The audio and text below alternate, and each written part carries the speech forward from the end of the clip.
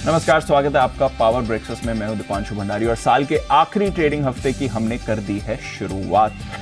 शुरुआत हो ही रही है और हम यूजुअली देखते भी हैं कि साल के आखिरी ट्रेडिंग हफ्ते में कुछ ज़्यादा बाजार में एक्शन नहीं होता है, थोड़े वॉल्यूम्स भी कम हो जाते हैं। बट आप फिक्र मत करिए क्योंकि जी बिजनेस पर एक्शन भरपूर रहेगा। नए साल की ढेरों प्रोग्रामिंग हम आपके लिए लेकर आ रहे हैं, कुछ खास इंटरव्यूज भी रहेंगे और आने वाले आधे घंटे में आपको बताएंगे भी आज के लिए, आने वाले हफ्ते के लिए आप अपनी ट्रेडिंग और इन्वेस्टमेंट पोजीशंस कैसे संभाल सकते हैं।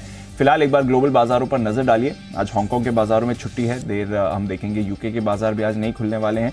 बट बाकी जो भी ट्रेड हो रहा है वो आपको नरमी की तरफ ही संकेत दे रहा है। कोई ऐसी परेशानी वाली बात नहीं है। हल्की बढ़त के साथ 21,400 के ऊपर गिफ्ट निफ्टी अपने आप को मेंटेन कर रहा है। जापान में एकदम सपाट कारोबार है। चीन के बाजार बस खुलने की तैयारी में है इस समय। ताइवान में ज़्यादा कुछ एक्शन नहीं हो रहा है। कोरिया में आपको मामूली नरमी दिखेगी। एकदम सपाट जो आप एक्सपेक्ट करते हैं आखिरी हफ्ते का, स्पेशली क्रिसमस के बाद वाले दिन का ट्रेड, बिल्कुल वैसे ही संकेत आपको आज सुबह आते हुए दिख रहे हैं। अमेरिकी बाजारों के फ्यूचर्स हल्की बढ़त के साथ इस समय आपको ट्रेड करते हुए दिखेंगे। कल ऑफ कोर्स हमारे बाजार समेत लगभग सभी बाजार बंद थे, बट उसके अलावा फ्राइडे को क्या कुछ हुआ है, इस हफ्ते के लिए कहां पर रखनी नजर, क्या कुछ एक्शन होने भी वाला है इस समय, आइए एक बार बात कर लेते हैं नुपुर के साथ। हमारे साथ शो में है तैयार। Nupur, good morning. वैसे तो सबसे डल पीरियड होता है इस साल का, वो बताइए क्या कुछ एक्शन होगा इस हफ्ते? बिल्कुल, गुड मॉर्निंग। डल ही रहने वाला है क्योंकि फ्राइडे के दिन भी सुस्त ही कारोबार हुआ था यूएस के बाजार में। हालांकि ये साल यूएस के लिए अच्छा रहा है। आखिरी हफ्ता बचा है इस साल का। ट्रेडिंग वीक अगर आप देखें तो लॉन्ग वीकेंड से पहले, जो कल की छुट्टी थी उसके पहले जो एक यूएस बाजार में आपको मिला जुला प्रदर्शन देखने को मिला।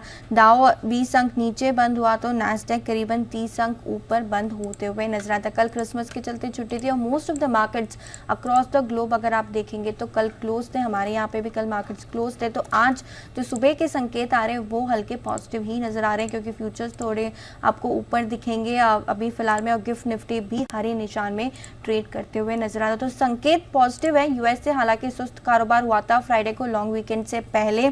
और अगर आप देखें तो जो अक्टूबर से रैली शुरू हुई है यूएस के बाजार में, 8वीं पॉजिटिव क्लोजिंग देखने को मिली यूएस मार्केट में। इस साल जब शुरुआत हुई थी तो हालांकि हमने पूरे साल एक वॉलेटिलिटी वाला सेशन देखा है, चाहे वो इंडिया में हो या फिर बाहर।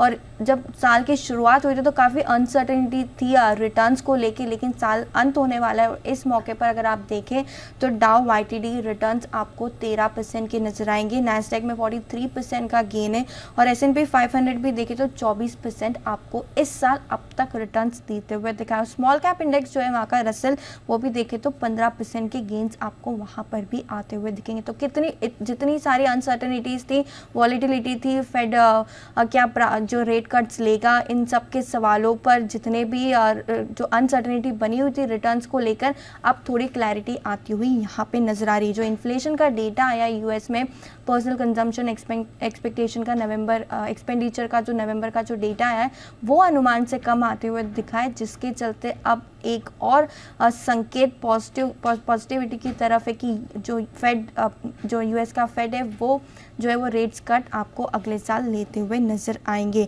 जो इन्फ्लेशन का डेटा है वो 2.6% रहा, अनुमान 2.8% के आसपास था।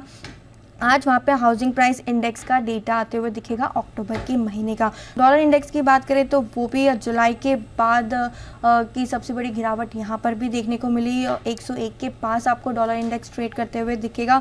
10 साल की बॉन्ड यील्ड भी देखी तो 3.9 के पास फिलहाल ट्रेड करती हुई नजर आ रही। तो मैक्रो डेटा पॉजिटिव है। इस साल के गेन्स और रिटर्न्स यूएस बाजार में भी अच्छे आते हुए दिखे और अगले साल तो होप से ही जो है वो दरों में कटौती करता हुआ नजर आएगा।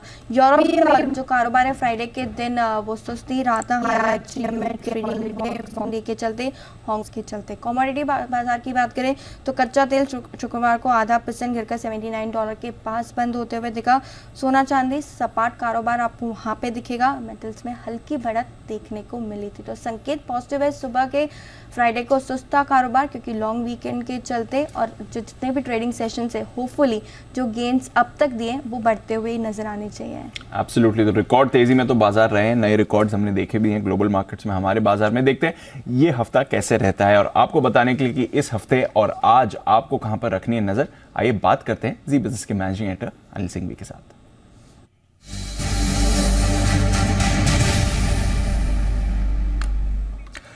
Anil ji good morning. आखिरी ट्रेडिंग हफ्ता है इस साल का और जबरदस्त मोमेंटम रहा है बाजार में पिछले कुछ हफ्तों से, तो ऑब्वियसली पॉजिटिव रुझान ही रहा है, बट इस साल के लिए भी अच्छी पॉजिटिव क्लोजिंग देने के लिए तैयार हैं। तो बताएं सर, ये आखिरी हफ्ता यूजुअली कम वॉल्यूम्स वाला कैसा रहेगा बाजारों के लिए और आज कहां पर रखनी है नजर? Good morning. देखिए, संकेत तो मिले जुले हैं, सुस्ती वाले ही हैं और माहौल भी वैसे ही, लेकिन भारतीय बाजारों ने शुक्रवार को एक अच्छी रिकवरी दिखाने की कोशिश की, स्पेशली निफ्टी और ब्रॉडर मार्केट में। बैंक निफ्टी थोड़ा सा ढीला रहा। मेरा ये समझना है मिला जुला कारोबार आज भी देखने को मिलेगा। मजबूत ओपनिंग के संकेत हैं भारतीय बाजारों के लिए, क्योंकि आंकड़े ठीक है। कैश मार्केट में लोकल फंड्स की तरफ से खरीदारी के आंकड़े हैं, वायदा कारोबार में स्टॉक फ्यूचर्स खरीदे हैं एफआईज ने। इन सबको देखते हुए सपोर्ट लेवल पर फोकस कीजिए। 21,225, 21,300 अगर इस रेंज में बाजार आता है तो यहाँ आपके लिए खरीदारी करने के मौके बनेंगे। 21,425, 21,500 वो रेंज है जहाँ पर आपको अच्छी खासी प्रॉफिट बुकिंग आती दिखेगी। इस रेंज में अगर पहले पहुंचे तो वहाँ प्रॉफिट बुकिंग करके फिर से इंतजार करें नीचे के लेवल का। जहाँ तक बैंक निफ्टी का सवाल है, कंपेरेटिवली थोड़ा कमजोर है। 47,500 के आसपास की क्लोजिंग हुई है। 43,400 के नीचे से फ्रेश कमजोरी शुरू होगी, लेकिन जो अब सपोर्ट है नीचे की तरफ वो 47,000, 47,200 मानकर चले बैंक निफ्टी के लिए। और ऊपरी स्तरों पर 47,725, 47,850 पहली रुकावट की जगह, जहां पर आने पर बैंक निफ्टी में भी प्रॉफिट बुकिंग होती दिखेगी। तो मजबूती के लिहाज से देखें तो अब तक वैसे निफ्टी मजबूत रहा, लेकिन आज चूंकि आईटी शेयरों को लेकर थोड़ी सी कमजोर खबरें हैं, खराब खबरें इन्फी विप्रो को लेकर, तो हो सकता है आईटी दबाव में रहे और निफ्टी अगर थोड़ा सा ठंडा रहे तो बैंक निफ्टी के लिए एक बड़ा इंटरेस्टिंग डे हो सकता है। तो देखते हैं, अगर शुक्रवार के लोज बैंक निफ्टी नहीं तोड़ता है और रिकवरी के संकेत देता है तो वहां से लीडरशिप आ सकती है। अदरवाइज मेटल्स थोड़े से बेहतर और मजबूत रह सकते हैं। बिल्कुल, मेटल्स में तो धुआंधार रैली हमने आती हुई देखी है। निफ्टी पर भी रखी नजर, बैंक निफ्टी पर भी रखी नजर। देखते हैं आईटी अगर निफ्टी की पार्टी बिगाड़ता है या फिर जो बैंक निफ्टी का मूड बिगड़ा हुआ है वो सुधरता है कि नहीं। शुक्रिया अनिल जी आज की स्ट्रैटेजी समझाने के लिए। 21,225, 21,300 यहाँ पर आपको एक सपोर्ट आते हुए दिखेगा। 21,425, 21,500 की अपर रेंज है, तो ज़्यादा बड़ी रेंज भी नहीं निकल कर आ रही है जहाँ तक ट्रेड का सवाल है। 47,000, 47,200 यहाँ पर आपको बैंक निफ्टी पर सपोर्ट आते हुए दिखेगा और ऊपर की तरफ 47,725, 47,850 ये रेंज होगी। तो ज़्यादा बड़ी रेंज इस समय के लिए तो एटलीस्ट निकल कर नहीं आ रही है, बट देखते हैं बाजार कैसा एक्शन के लिए हो रहे हैं तैयार। आज वैसे भरपूर एक्शन होने वाला है, खैर पिछले कुछ हफ्तों से रहा ही है आईपीओ मार्केट में। आइए एक बार जरा बात करते हैं नुपुर से, आज कौन कौन सी लिस्टिंग होने वाली हैं और बाकी आईपीओ अपडेट्स वो कौन सी लेकर आई हैं। नुपुर, आईपीओ से ही करते हैं शुरुआत, बताइए क्या चल रहा है। बिल्कुल, नॉर्मली दिसंबर के महीने में आईपीओस कम होते हैं, लेकिन इस साल रिकॉर्ड आईपीओस आते हुए, रिकॉर्ड आईपीओस आते हुए दिखे। और आज भी इनफैक्ट 3 कंपनीज लिस्ट होगी मार्केट्स में। Muthoot micro finance, price band इसका 277 से 291 रुपीज़ का था। Issue price 960 rupees, issue size 960 crore का था। ओएफएस जिसमें से 200 करोड़ के आसपास का था। सब्सक्राइब 12 गुना बढ़ते हुए ये आईपीओ नजर आया था, तो ये इसकी आज होगी listing. So the estate developers, जहाँ पे इशू प्राइस अगर आप देखें तो 360 रुपीज़ का, इशू साइज 400 करोड़ का, उसका सब्सक्रिप्शन भी स्ट्रॉन्ग था। 16 गुना ये सब्सक्राइब होते हुए नजर आया था। मोतीसन ज्वेलर्स, ये इंटरेस्टिंग होगा इसकी लिस्टिंग देखना, क्योंकि इसकी प्राइस बैंड 52 से 55 रुपीज़ के आसपास थी। सब्सक्रिप्शन अगर आप देखें तो काफ़ी स्ट्रॉन्ग रिस्पॉन्स मिला था, 173 टाइम्स ये सब्सक्राइब हुआ था और इशू साइज 151 करोड़ के आसपास दिया। पूरा का पूरा फ्रेश इशू था ये। तो ये तीनों लिस्टिंग पर रहने वाला है फोकस। इसके अलावा आज़ाद इंजीनियरिंग जो आईपीओ फ्राइडे के दिन बंद हुआ था, टोटल सब्सक्रिप्शन देखेंगे तो 81 टाइम्स ये बढ़ते हुए नजर आया।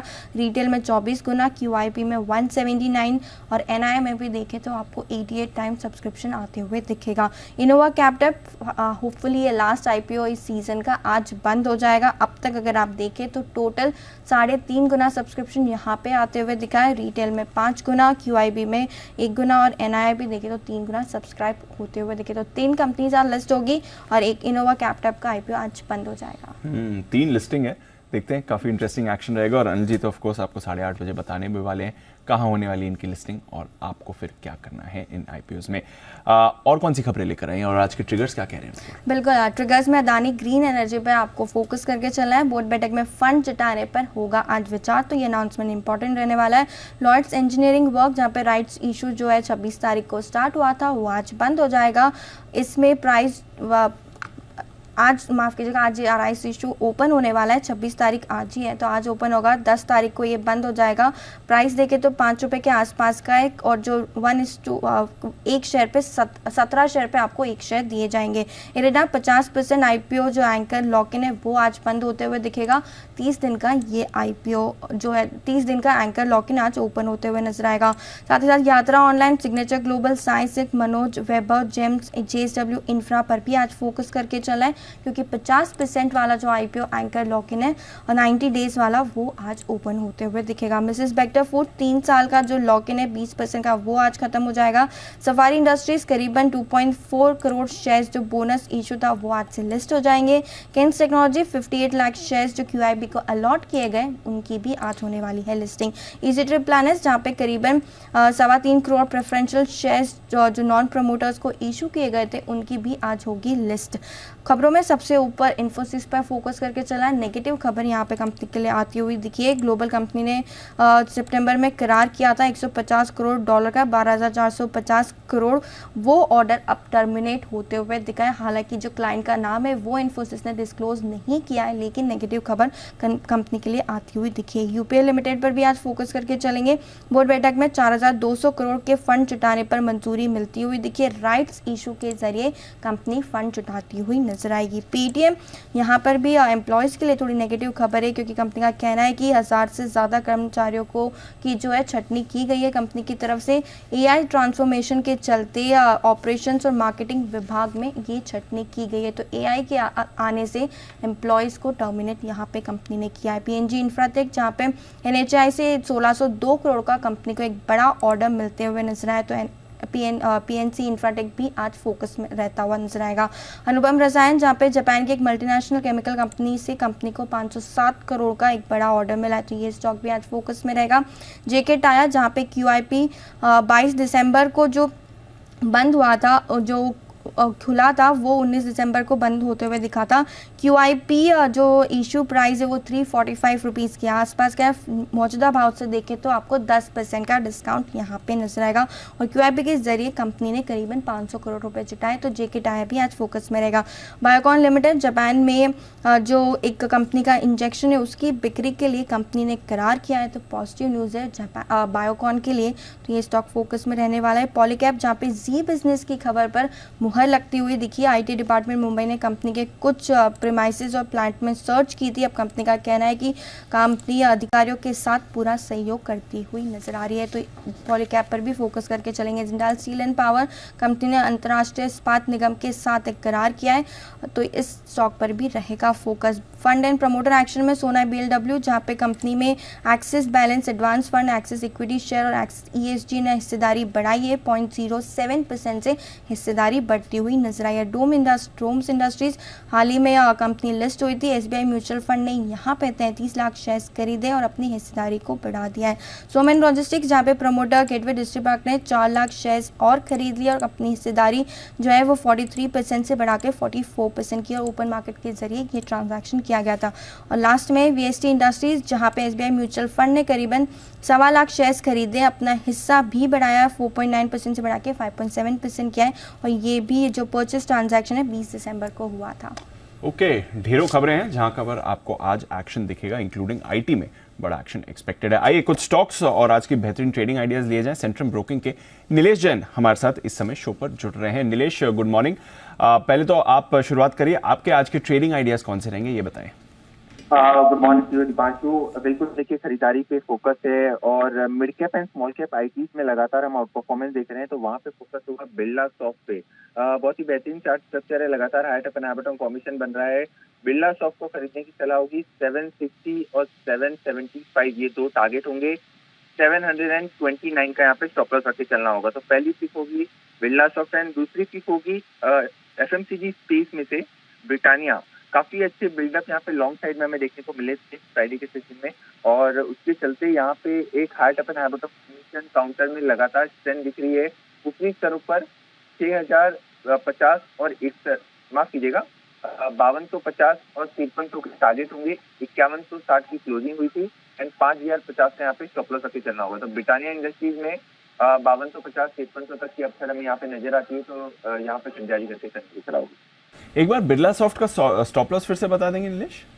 729 का बिरला सॉफ्ट में स्टॉप लॉस होगा, 760 एंड 775 के टारगेट होंगे। ओके, तो 2 बी लेटर के स्टॉक्स हैं, बिरला सॉफ्ट और ब्रिटानिया, दोनों में आपके लिए ट्रेडिंग की अपॉर्चुनिटी मिलेगी। अच्छा, आईटी की बात निकली है तो 2 और आईटी स्टॉक्स पर आपकी राय लेना चाहूंगा नीलेश। एक तो पहले इन्फोसिस, इनके लिए नेगेटिव खबर आई है, 12,500 करोड़ का एक कॉन्ट्रैक्ट टर्मिनेट कर दिया गया है, इस पर क्या इंपैक्ट आएगा? और दूसरा विप्रो, जो फ्राइडे को तो जबरदस्त एक्शन में था बट उसके बाद कंपनी ने खबरों का भी खंडन यहां पर किया है, दोनों पर इंपॉर्टेंट लेवल्स आज के लिए क्या बनते हैं ये बताएं।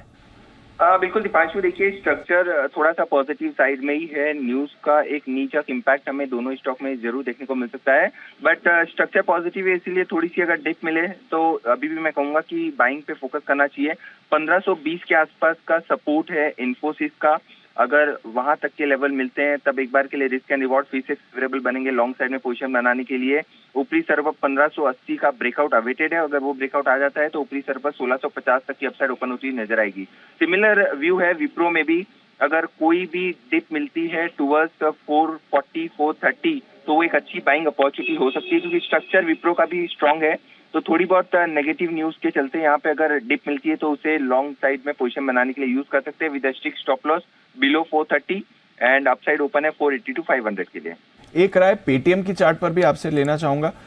रीसेंट गिरावट के बाद थोड़ा स्टॉक संभला हुआ है, अब वीकेंड पर खबर आई है 1000 लोगों को ये उन्होंने काम से भी निकाला है, थोड़ा एआई ट्रांसफॉर्मेशन की तरफ काम कर रहे हैं। पेटीएम पर 640 के आसपास इंपॉर्टेंट लेवल सब क्या बनते हैं?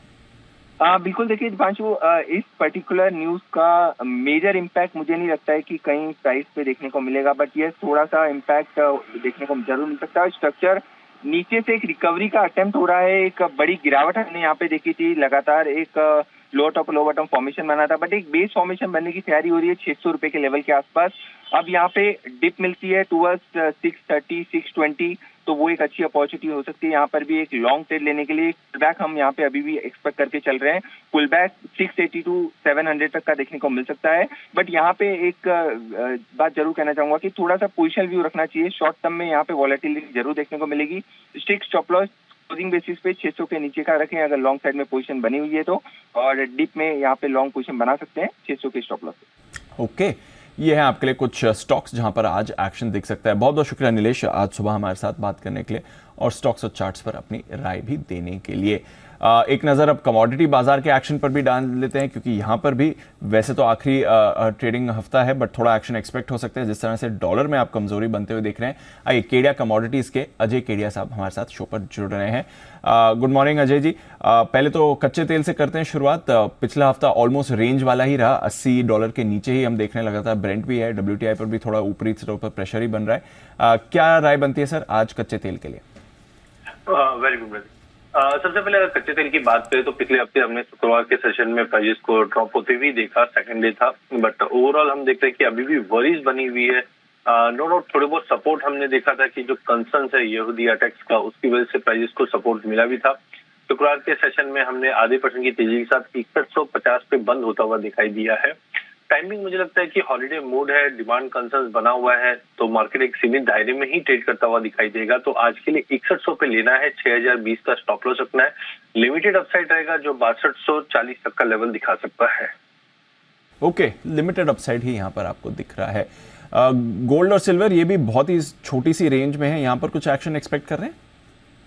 इनफैक्ट अगर सोने चांदी की बात करें, नो डाउट शुक्रवार के सेशन में जो हमने डॉलर इंडेक्स में गिरावट देखा उससे एक सपोर्ट भी मिला। हमने फ्यूचर्स में देखा 2070 और चांदी करीबन 2450 का लेवल क्लोज किया है, बट वॉल्यूम पार्टिसिपेट बिल्कुल भी नहीं है। और ये हफ्ते में भी हमें लगता है हॉलिडे मोड पूरा बना हुआ रहेगा, जिसके चलते बड़ा मूवमेंट नहीं है। बट डोमेस्टिक साइड में भी अगर हम देखते हैं तो क्रिटिकल जो सपोर्ट लेवल है उसके ऊपर ही मेंटेन है, तो एक दायरा मेंटेन रहेगा। यहाँ पे हमें लगता है कि एक बार 650 तक का अगर पुल बैक मिलता है तो वहां पे गोल्ड को बाय करना चाहिए। 62,500 का स्टॉप लॉस रखिए। 63 के ऊपर जाता हुआ नहीं दिखाई दे रहा है सोना। वहीं अगर चांदी की अगर बात करें तो गोल्ड सिल्वर रेशियो में जो हमने वापस बाउंस बैक देखा, जिसकी वजह से चांदी अंडर परफॉर्मिंग रही है अभी तक, तो चांदी में मुझे लगता है कि 76,600 के लेवल में बेच के चलना चाहिए। 75,600 पे 75,950 का स्टॉप लॉस रखिए, 75,000 का टारगेट रहेगा। तो चांदी में मुझे लगता है कहीं ना कहीं थोड़ा दबाव देखने मिल सकता है। ओके, ये है आपकी गोल्ड और सिल्वर। कॉपर पर कोई राय, क्योंकि यहाँ पर हम अच्छा एक्शन देख रहे हैं? बिल्कुल, अगर पूरे बेस मेटल पैक की अगर बात करते हैं तो कॉपर और जिंक ये दो कमोडिटी ऐसी रही है। इनफैक्ट अगर हम एल्यूमिनियम की बात करें तो काफी अच्छा जंप आया। डिमांड कंसर्न थोड़े बहुत बने हुए थे, बट सप्लाई साइड जो कंसर्न है वो डे बाय डे बढ़ते जा रहा है।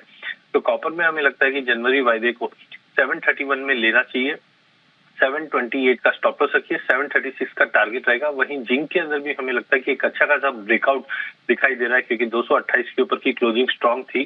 तो 228 पे लेके चलिए, 226 का स्टॉप लॉस रखिए। 2 दिन का व्यू लेके चलिए, जहां पे हमें लगता है 233 तक के जंप देखने मिल सकते हैं। ओके, तो ये है आपके लिए पूरा का पूरा एक्शन जहां तक कमोडिटी बाजार का सवाल है। बहुत बहुत शुक्रिया अजय जी आज सुबह हमारे साथ बात करने के लिए और अपनी राय और कुछ ट्रेडिंग कॉल्स भी शेयर करने के लिए। आइए नजर डालते हैं आज दिग्गज ब्रोकरेजेस की कहां पर है नजर और बाजार में कौन से स्टॉक्स पर एक्शन आ सकता है ब्रोकरेज रिकमेंडेशंस के दम पर FIR में।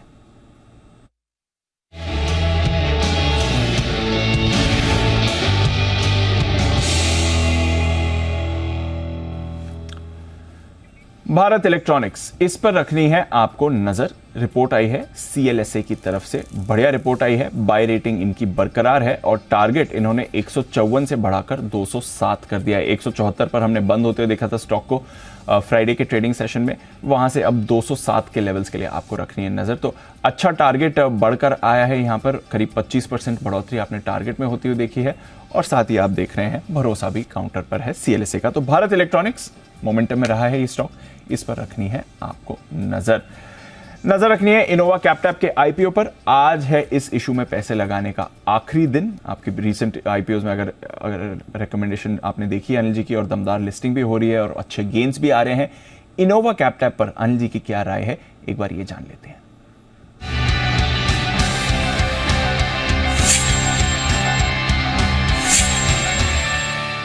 आज खुल रहा है इनोवा कैपटैप में 426 448 का प्राइस बैंड है। पॉजिटिव्स पहले बता दूं, अच्छे हैं प्रमोटर्स, धंधा समझते हैं, बिजनेस समझते हैं, एक्सपीरियंस है उनका इस बिजनेस में, ग्रोथ रिकॉर्ड उनका बढ़िया। स्पेशली जो CDMO बिजनेस है जिसमें वो कॉन्ट्रैक्ट मैन्युफैक्चरिंग करते हैं, उस बिजनेस में अच्छी पकड़ है उनकी, उसका भी रिकॉर्ड अच्छा है। एक अच्छी बात है कि कंपनी ने लगातार अपना एक्सपांशन प्लान और कैपेक्स और उसको ध्यान में रख के क्या किया, आगे की ग्रोथ कहाँ से आएगी। डीप ये जो जम्मू में एक नई यूनिट डालने जा रहे हैं ना, ये गेम चेंजर हो जाएगी इस कंपनी के लिए। तो यहाँ से इनको जो फायदा मिलेगा टैक्सेशन का, जो कल मैं इंटरव्यू कर रहा था, तो वहाँ से GST का जो फायदा आगे चलते हुए मिल रहा है और PLI स्कीम का ये, तो मुझे लगता है कि ये बड़ा ग्रोथ ड्राइवर, तो अगले 3-5 साल के लिए ग्रोथ नजर आती है मुझे कंपनी में। और वैल्यूशंस रीजनेबल है, महंगे नहीं है। थोड़ा उन्होंने लिस्टिंग के लिए जगह छोड़ी है, थोड़ा और सस्ता करते बढ़िया मजा आता, बड़े लिस्टिंग इनके लिए बोलता, लेकिन फिर भी ठीक है। नेगेटिव साइड में कुछ खास नहीं। हाँ, एक चीज़ जरूर कि इस बिजनेस में कंपटीशन है। ये बिजनेस, इस बिजनेस में रेपुटेशन से काम ज़्यादा होता है, तो पुराने प्रमोटर तो उनका फ़ायदा हो गई इन्हें। और दूसरा है कि मार्जिन्स जो है इनके दूसरे अपने कॉम्पिटिटर्स के मुकाबले में कम है, और उसका रीज़न ये कि ये खुद की ब्रांड में कम बेचते हैं, कॉन्ट्रैक्ट मैन्युफैक्चरिंग में ज़्यादा बेचते हैं, जॉब वर्क ज़्यादा करते हैं, तो नेचुरली मार्जिन्स कम ही रहेंगे। यहाँ पर ठीक ठाक छोटे मोटे लिस्टिंग गेन के लिए आप लगा सकते हैं, लेकिन लॉन्ग टर्म के लिए लगाएं ज़्यादा बढ़िया है। 2-3 साल का व्यू रखकर आप इनोवा कैपटैप में भी पैसा लगा सकते हैं।